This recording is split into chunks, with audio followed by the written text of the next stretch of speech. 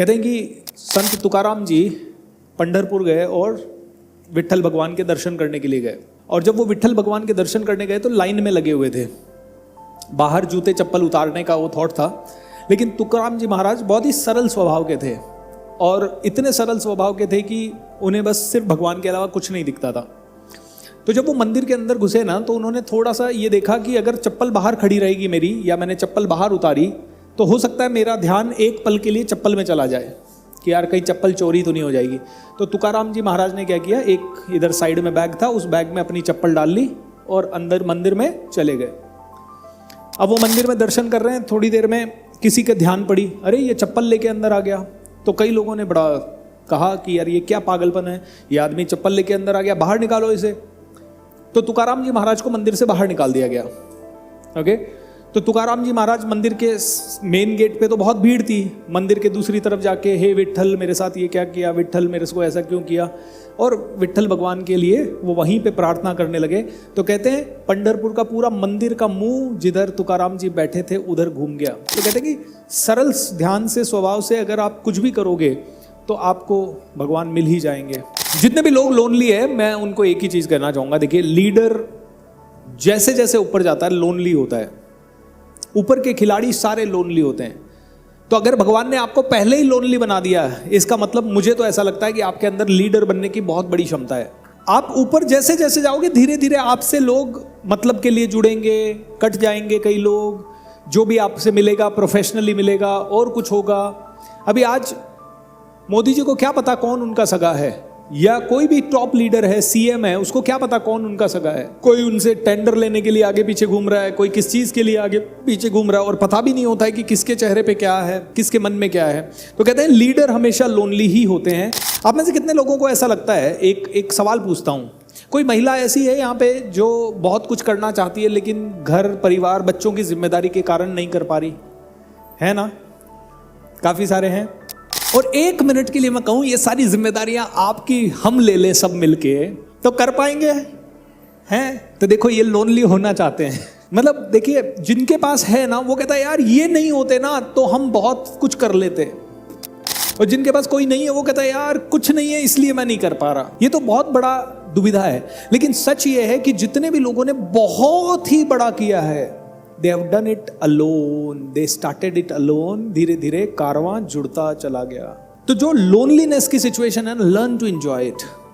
मैं कहता हूं ऐसी चुंबक बन जाओ, ऐसे पावर हाउस बन जाओ कि आपके साथ हजारों लोग कनेक्ट होने लग जाए, फिर आपको कभी भी ये समस्या नहीं होगी। और फिर भी अगर ये समस्या होती है तो मैं आपको 5 सॉल्यूशन बता देता हूं। पहला सॉल्यूशन, अगर आप लोनली है तो सबसे पहला सॉल्यूशन, एक पेट पाल लें अपने घर में। सबसे पहला सॉल्यूशन, क्योंकि पेट्स की एनर्जी आपको हील कर सकती है। दूसरा सॉल्यूशन, आप वृद्धाश्रम या अनाथ आश्रम या ऐसी किसी संस्था से जुड़ जाए जो सेवा का कार्य कर रही है। तीसरा ऑप्शन, आप भगवान की शरण में आ जाएं, भक्ति में लीन हो जाएं। चौथा सॉल्यूशन, आप काम में हाईएस्ट इंटेंसिटी के साथ इन्वॉल्व हो जाएं। और पांचवा सॉल्यूशन, अगर आप लोनली हैं तो find a partner. How to be best communicator, how to be best leader. To become a best communicator, practice public speaking. Public speaking से शुरू करें और स्टेज पे जाने की आदत डाल लें सभी लोग। आपकी कॉन्फिडेंस रिलेटेड प्रॉब्लम्स का, प्रोफेशनल लाइफ में ग्रोथ नहीं हो रही है उसके लिए, और आपकी कोई भी ऐसी समस्या है, उसका बहुत बड़ा सॉल्यूशन है स्टेज पे जाना। स्टेज पे निडर हो जाता है आदमी। आपको डर बहुत लगता है, स्टेज पे आना शुरू करो। चाहे कॉलोनी का स्टेज हो, चाहे स्कूल का स्टेज हो, चाहे कॉलेज का स्टेज हो, चाहे समाज का कोई मंच हो, कोई सामाजिक कार्यक्रम हो रहा हो, कोई भी आध्यात्मिक कार्यक्रम हो रहा हो, जहां पे भी पॉसिबल हो मंच पे चले जाएं। मंच पे जाने से ना कतराएं। मैं जब भी मेडिटेशन करता हूं तो कुछ समय बाद कुछ भी याद नहीं रहता। आपको याद रखना क्यों है? मेडिटेशन में जो भी हुआ वो याद रखने के लिए थोड़ी करते हैं, मेडिटेशन करने के लिए करते हैं। कर लो बस। नहा लिया, नहाने के बाद याद रहा कि नहीं रहा, इधर पानी पहले डाला या इधर पानी डाला, अब छोड़ो ना, उससे क्या मतलब है। नहा के आ गए, मस्त हो गए। खाना खाने के बाद याद रहने की जरूरत नहीं है कौन सी सब्जी पहले खाई, कौन सी नहीं खाई, किसका कैसा टेस्ट था। अभी लंच में खा लिया, शाम को तक भूल जाओ उसको, और फिर कल सुबह कुछ और खाएंगे मस्त। I want to recover invested money and because loan free, become loan free. Lost money है, उसको रिकवर करने के लिए जो भी प्रयत्न करना पड़े वो बिल्कुल प्यार से करें। अब में जिसका भी पैसा अटक गया है ना, मान लो किसी का पैसा किसी के पास अटक गया, किसी को दे के भूल गया, वो पैसा वापस नहीं दे रहा, क्या करें? कुछ नहीं कर सकते, ज़्यादा एक लेवल के ऊपर कुछ नहीं कर सकते। आपको क्या करना है, बस प्रेम से उनको शक्ल दिखानी है, कभी कभी थोड़ा टाइट होके मांग लेना है, लेकिन उस आदमी के सामने से हटते ही उसको भूल जाना है। कमाने पे ज्यादा दिमाग लगाओ, जो अटक गया उसे लाने पे कम दिमाग लगाओ। जो अटक गया उसे लाने की कोशिश करोगे तो कई बार 6 साल निकल जाएंगे, न कमा पाओगे न उसे ला पाओगे। और फिर भी कोशिश करके देख लो, अगर आ जाए तो बहुत ही बढ़िया है।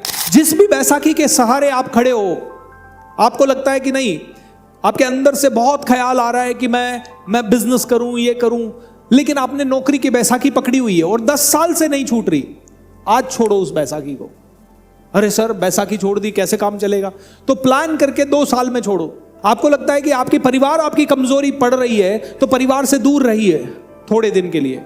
मैं नहीं कहता सदा के लिए, लेकिन दूर रहना का प्लान कीजिए। अगर आपको लगता है, मैं तो कहता हूं जिस चीज से या तो भगवान छीना देगा आपसे, नहीं तो आप पहले खुद ही समझदार हो जाओ। इसीलिए हमारे सभी धर्मों में त्याग का बहुत महत्व है। त्याग को सबसे ज्यादा महत्व क्यों दिया गया है? और जो भी आदमी त्यागी होता है उसके चरणों में पूरी दुनिया क्यों चल जाती है?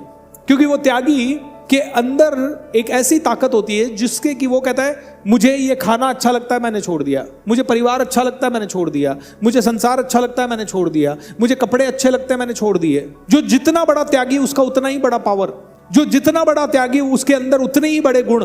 क्योंकि त्यागी किसी चीज का मोहताज नहीं है। जैन मुनि की अगर बात करें, दिगंबर जैन मुनि, वो किसी चीज के मोहताज नहीं है। कोई उन्हें देखे ना देखे, प्रशंसा करे ना करे, वो सब चीजों से ऊपर उठ गए, एंड इसीलिए पूरी दुनिया उनके पीछे रहती है। लेकिन दोस्तों, जितने भी लोग आपके प्यारे हैं, प्रेमानंद जी महाराज तो कहते हैं न पति तुम्हारा है, न पत्नी तुम्हारी है, न बच्चे तुम्हारे हैं, न माता पिता तुम्हारे हैं, ये सब तुम्हारे छूट जाएंगे। इवन तुम्हारा शरीर भी तुम्हारा नहीं है। इससे पहले कि भगवान इन्हें छोड़ दे या छुड़वा दे, तुम खुद ही इनको छोड़ के सिर्फ इनकी शरण में आ जाओ, और उसके बाद सब कुछ अच्छा हो जाएगा तुम्हारे साथ, सब कुछ अच्छा हो जाएगा। तो दोस्तों, ये सुनने में बड़ी बातें लगती है, लेकिन ये जो संत होते हैं ना, ये इतनी काम की बातें कह देते हैं, समझने वाले समझ रहे हैं, ना समझे वो अनाड़ी है। ठीक है? और ऐसे संत हमारे बीचों में आ जाते हैं जो कि हमें इतने बड़े बड़े संदेश दे देते हैं, इस तरह के संदेश दे देते हैं, और हम उन्हें सोच के सुन के हमें लगता है बहुत अच्छा लगा, फॉरवर्ड कर देते हैं। लेकिन मानते क्यों नहीं है? सुन लेते हैं, मानते नहीं है। नहीं, मानने की थोड़ी बात है, ये तो सुनने की बात है, और सुन के फॉरवर्ड करने की बात है, मानने की थोड़ी है। प्रेमानंद जी ने कहा बहुत अच्छे संत है, बहुत, हम दर्शन के लिए चले जाएंगे, रात को 1 बजे लाइन में खड़े हो जाएंगे, 1 बजे लाइन में खड़े होके उनके दर्शन कर लेंगे, उनकी चरण रज ले लेंगे, उनके प्रवचन सुन लेंगे, सब कुछ कर लेंगे, लेकिन मानेंगे थोड़ी। वो कहते हैं भैया भगवान का नाम लो, वो कहते हैं राधा राधा राधा राधा बोलो, लेकिन मानेंगे थोड़ी। हम नाम लेते ही नहीं है। क्यों बोल रहे होंगे?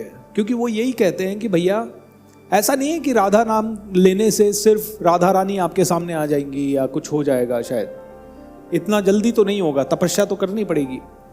लेकिन ये जरूर है कि ये जितनी भी चीजें आप और मैं अपनी मान के चल रहे हैं ना, ये सब हमारी छूटेगी।